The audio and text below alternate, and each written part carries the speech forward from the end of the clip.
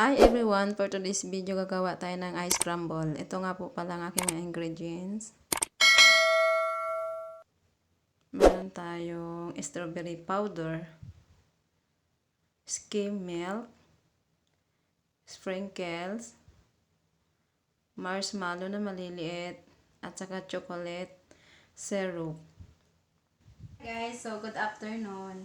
Ngayon po, dahil sobrang init, gagawa tayo ng ice crumble. Meron tayong strawberry powder.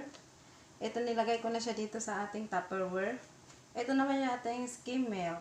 At meron tayong pang-topping, guys. Ano. Tapos ang ating marshmallow na maliliit. So ngayon guys, magkakayo dapat ako ng yellow. Ito yung gamit ko. So naisipan ko, mas okay gamitin itong blender. Ang ating yellow guys. Kailangan natin maglagay dito ng ayun na. Ito ang ating strawberry powder at ang ating skim milk. So ngayon maglagay na tayo ng strawberry powder. Lagay natin sa ating blender.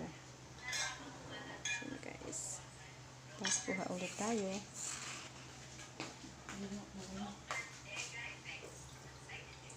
Tansyahin na lang natin ang dami. Ito naman yung ating skim milk.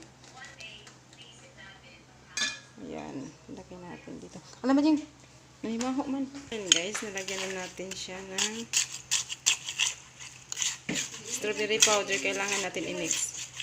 So yun na guys, na-mix na nga natin siya. Ito na yun, nagpipink na yung kulay ng strawberry. Ayan. Tapos na tayong mag-mix. I-transfer na natin sa ating pitchel dito. Tapos i-refill na natin sa kanya-kanyang mga baso. Ayan. Sana walang tapon. Dahan-dahan lang.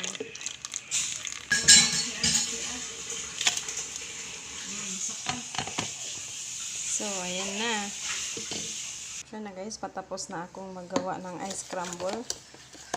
Pag nagawa kayo guys, kayo na bahala magtansya kung gaano kadami yung ilagay nyo. Kasi nagkadepende kasi yan sa gagawin nyo kung ilang baso.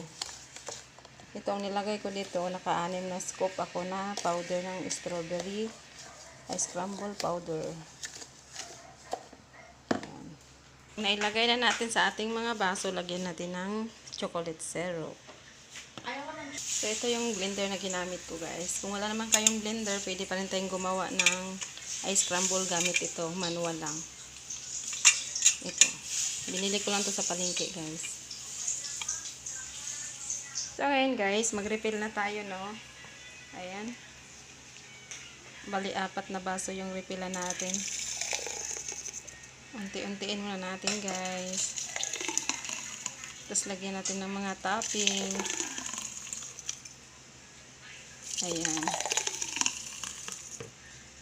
Malalaki yung mga baso dito guys.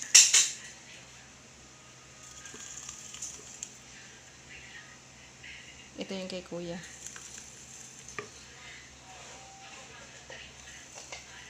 Konti lang akin guys. Kasi malaki yung baso ni Maji eh. Yan. So maglagay tayo ng mga toppings dyan. Ayan, may sprinkles tayo. Sprinkles? Sprinkles at saka ito, marshmallow.